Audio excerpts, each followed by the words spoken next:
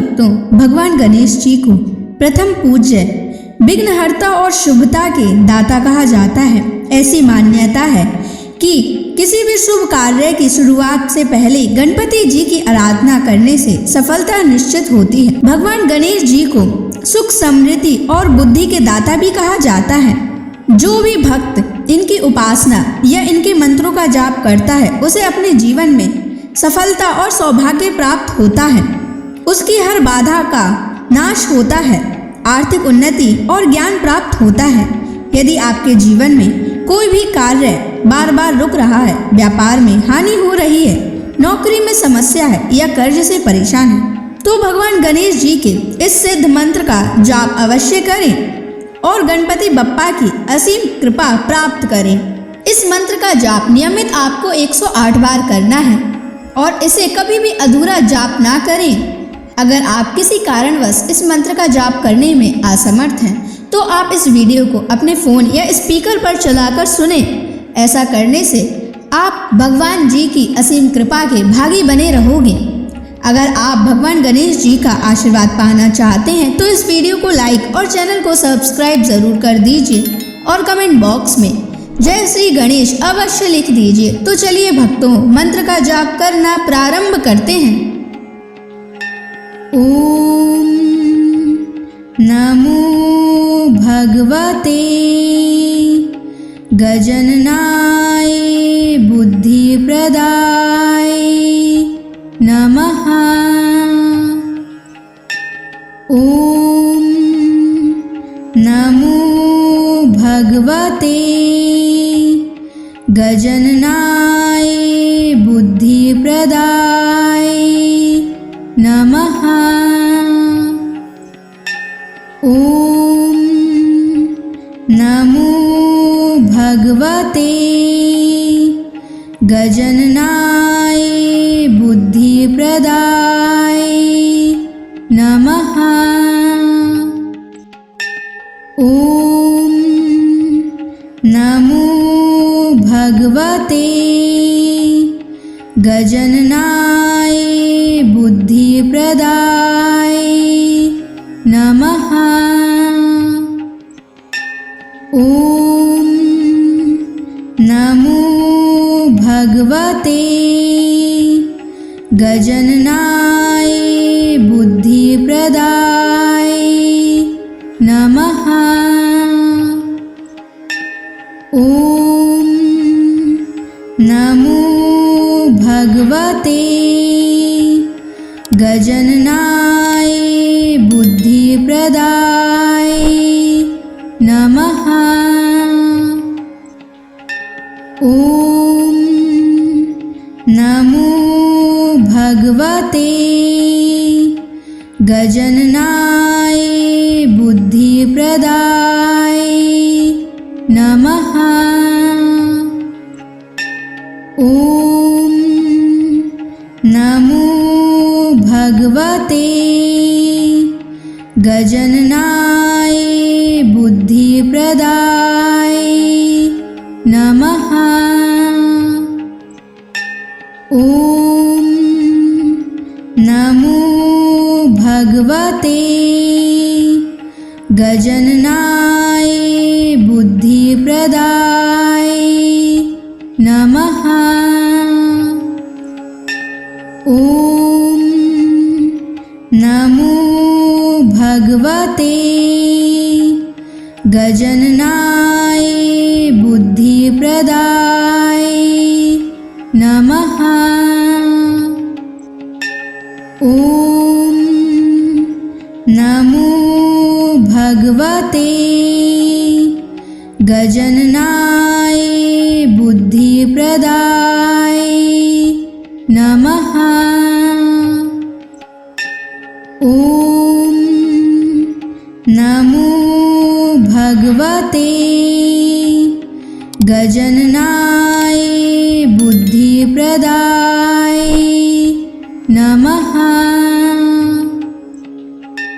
ओम नमो भगवते गजननाय बुद्धिप्रदाय नमः।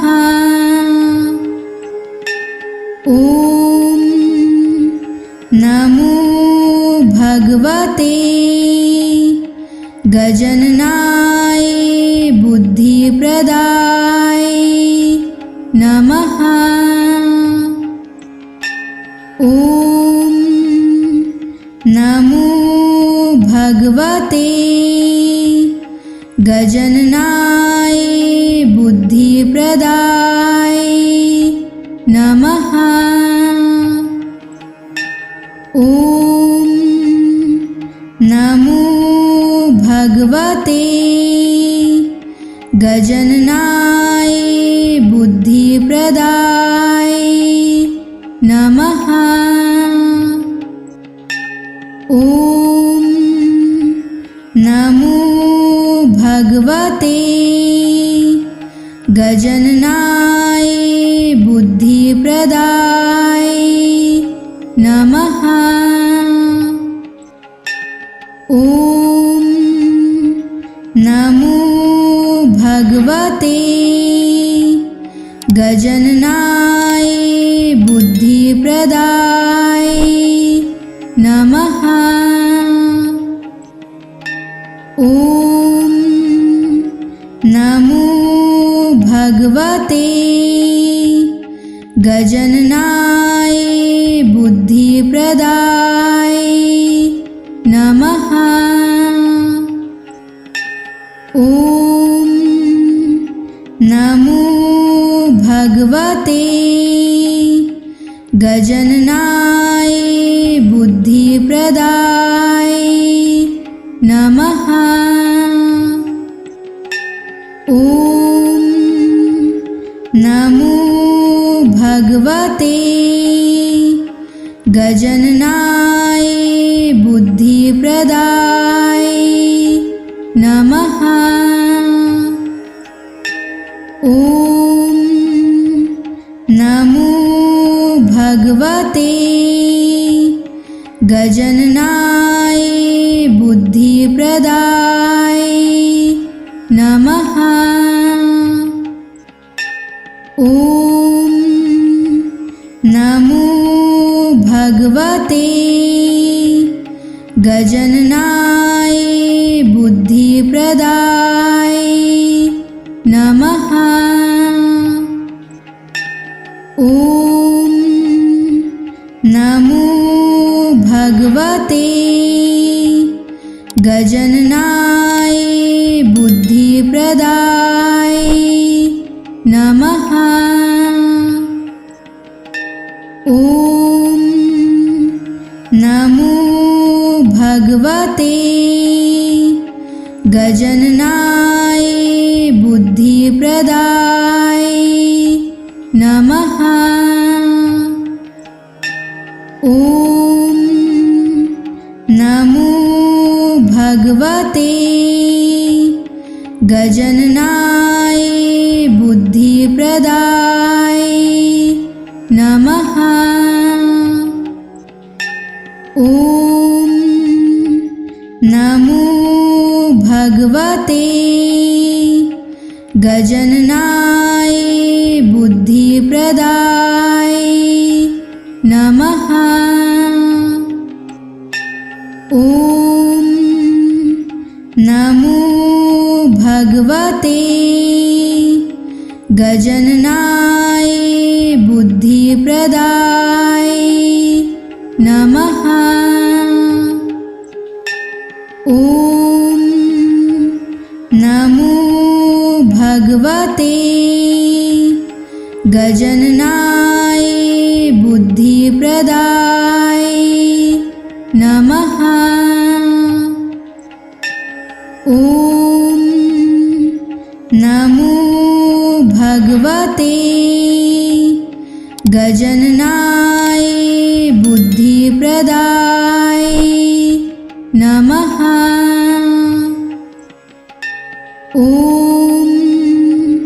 नमो भगवते गजाननाय बुद्धिप्रदाय नमः। ॐ नमो भगवते गजाननाय बुद्धिप्रदाय बुद्धिप्रदाय नमः। ॐ नमो भगवते गजाननाय बुद्धिप्रदाय नमः। ॐ नमो भगवते गजाननाय बुद्धिप्रदाय नमः। ॐ नमो भगवते गजाननाय बुद्धिप्रदाय नमः। ॐ नमो भगवते गजाननाय बुद्धिप्रदाय नमः। ॐ नमो भगवते गजाननाय बुद्धिप्रदाय नमः। ॐ नमो भगवते गजाननाय बुद्धिप्रदाय नमः। ॐ नमो भगवते गजाननाय बुद्धिप्रदाय नमः। ॐ नमो भगवते गजाननाय बुद्धिप्रदाय नमः। ॐ नमो भगवते गजाननाय बुद्धिप्रदाय नमः। ॐ नमो भगवते गजाननाय बुद्धिप्रदाय नमः। ॐ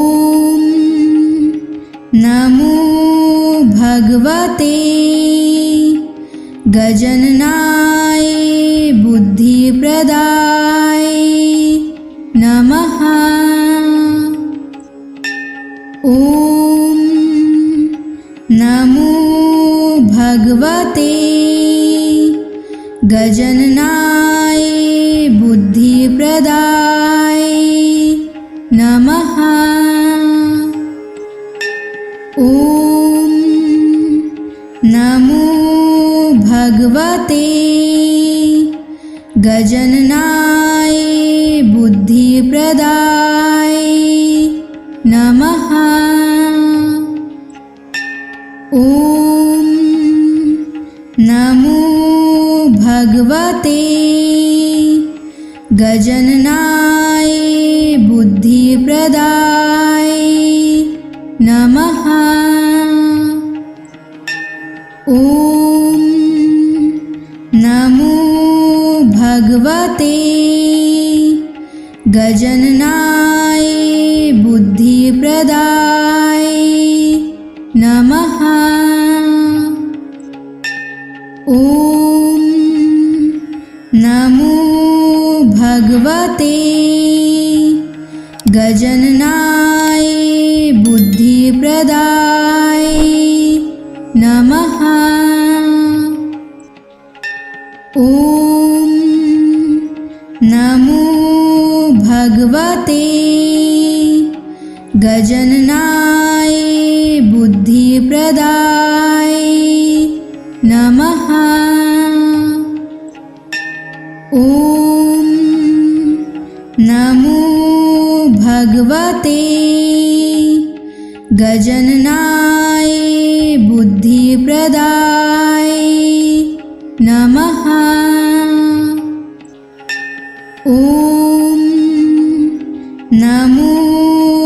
भगवते गजाननाय बुद्धिप्रदाय नमः। ॐ नमो भगवते गजाननाय बुद्धिप्रदाय नमः। ॐ नमो भगवते गजाननाय बुद्धिप्रदाय नमः। ॐ नमो भगवते गजाननाय बुद्धिप्रदाय नमः। ॐ नमो भगवते गजाननाय बुद्धिप्रदाय नमः। ॐ नमो भगवते गजाननाय बुद्धिप्रदाय नमः। ॐ नमो भगवते गजाननाय बुद्धिप्रदाय नमः। ॐ नमो भगवते गजाननाय बुद्धिप्रदाय नमः। ॐ नमो भगवते गजाननाय बुद्धिप्रदाय नमः। ॐ नमो भगवते गजाननाय बुद्धिप्रदाय नमः। ॐ नमो भगवते गजाननाय बुद्धिप्रदाय नमः। ॐ नमो भगवते गजाननाय बुद्धिप्रदाय नमः। ॐ नमो भगवते गजाननाय बुद्धिप्रदाय नमः। ॐ नमो भगवते गजाननाय बुद्धिप्रदाय नमः। ॐ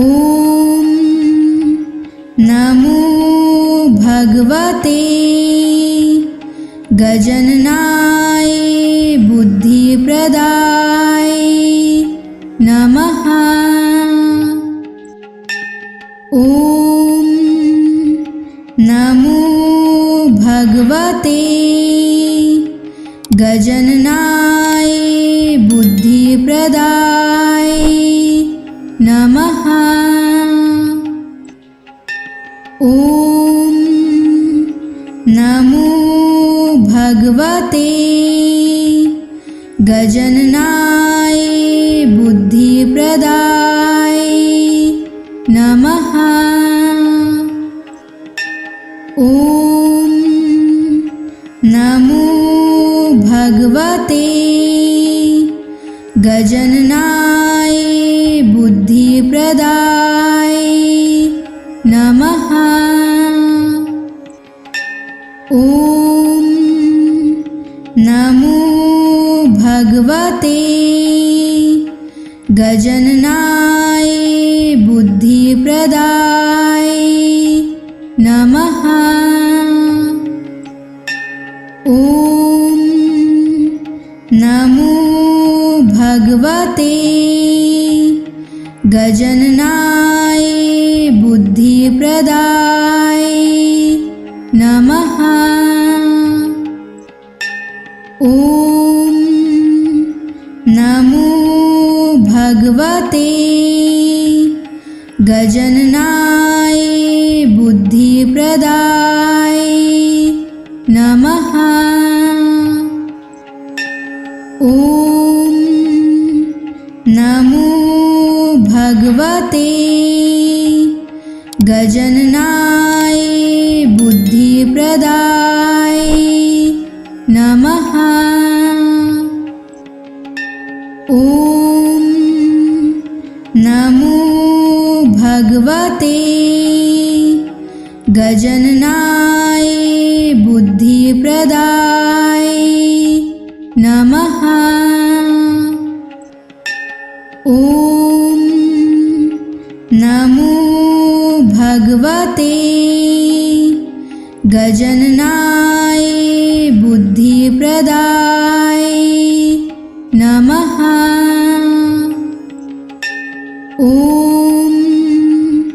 नमो भगवते गजननाय बुद्धिप्रदाय नमः। ॐ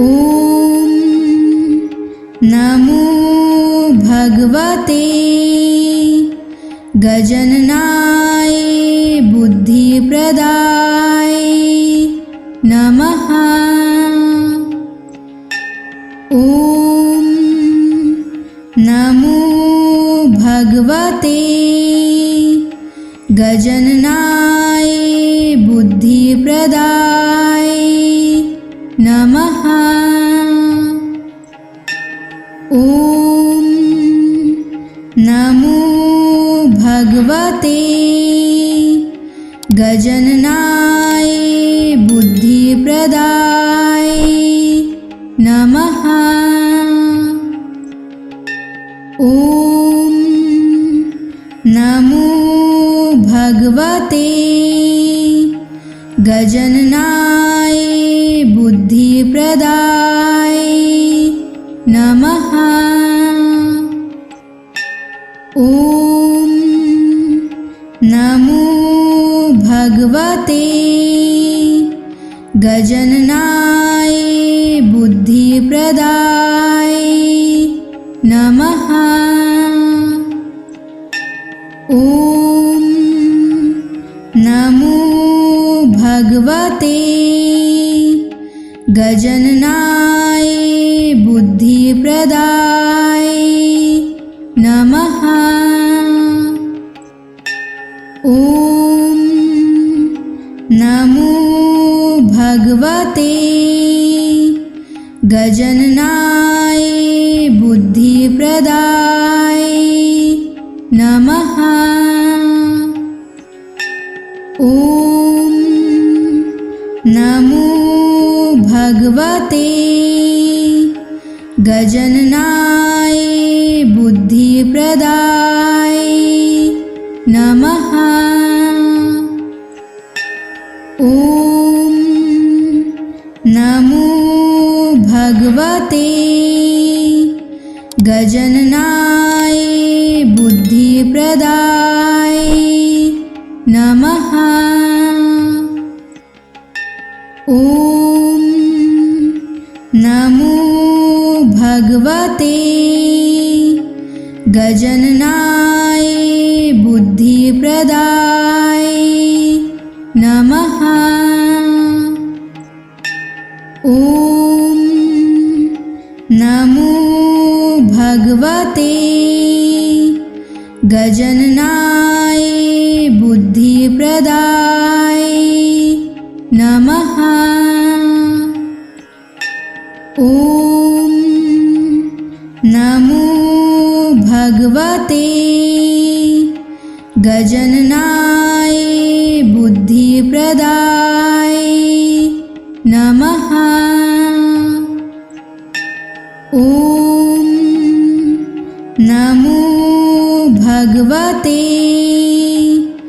गजननाय बुद्धिप्रदाय नमः। ॐ नमो भगवते गजननाय बुद्धिप्रदाय नमः। ॐ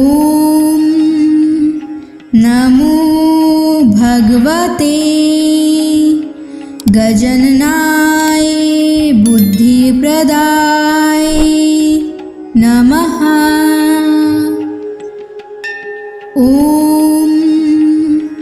नमो भगवते गजननाय बुद्धिप्रदाय नमः। ॐ नमो भगवते गजननाय बुद्धिप्रदाय नमः। ॐ नमो भगवते गजननाय बुद्धिप्रदाय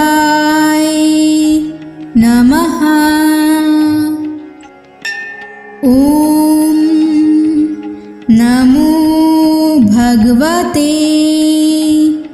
गजननाय बुद्धिप्रदाय नमः।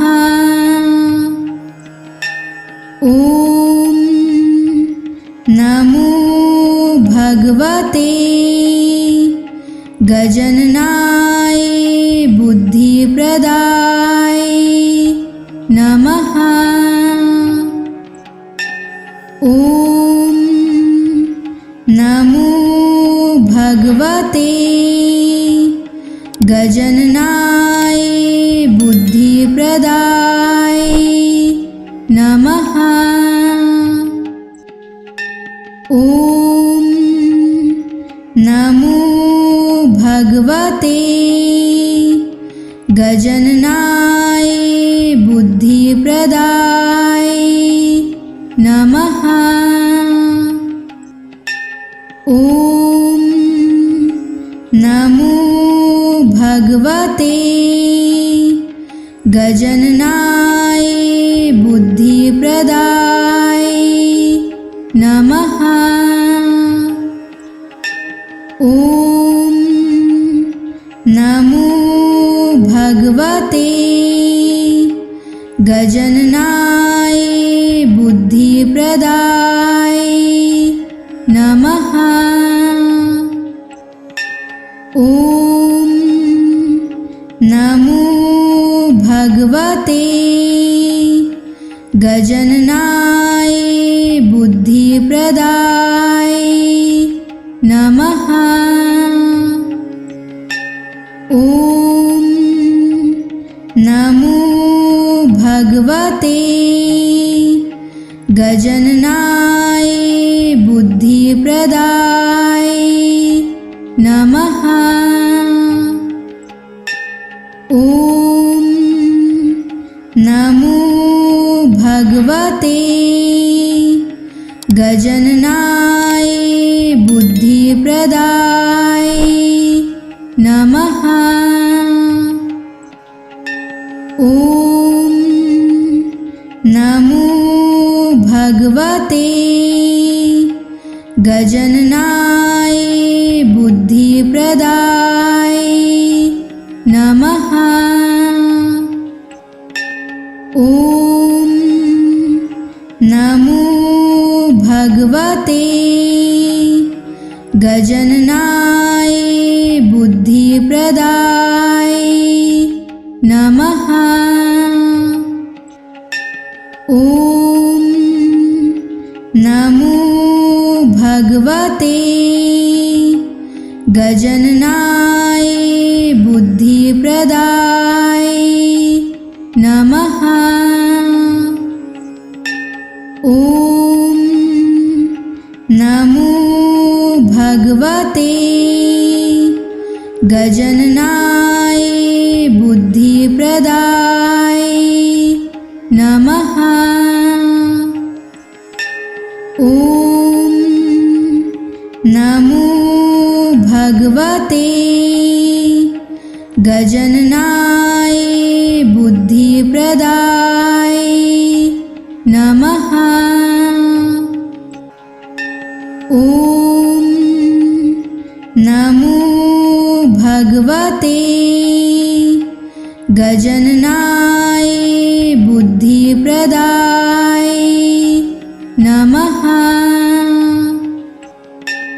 ॐ नमो भगवते गजाननाय बुद्धिप्रदाय नमः। ॐ नमो भगवते गजाननाय बुद्धिप्रदाय नमः। ॐ नमो भगवते गजाननाय बुद्धिप्रदाय नमः। ॐ नमो भगवते गजाननाय बुद्धिप्रदाय नमः। ॐ नमो भगवते गजाननाय बुद्धिप्रदाय नमः। ॐ नमो भगवते गजाननाय बुद्धिप्रदाय नमः। ॐ नमो भगवते गजाननाय बुद्धिप्रदाय नमः। ॐ नमो भगवते गजाननाय बुद्धिप्रदाय नमः। ॐ नमो भगवते गजाननाय बुद्धिप्रदाय नमः। ॐ नमो भगवते गजाननाय बुद्धिप्रदाय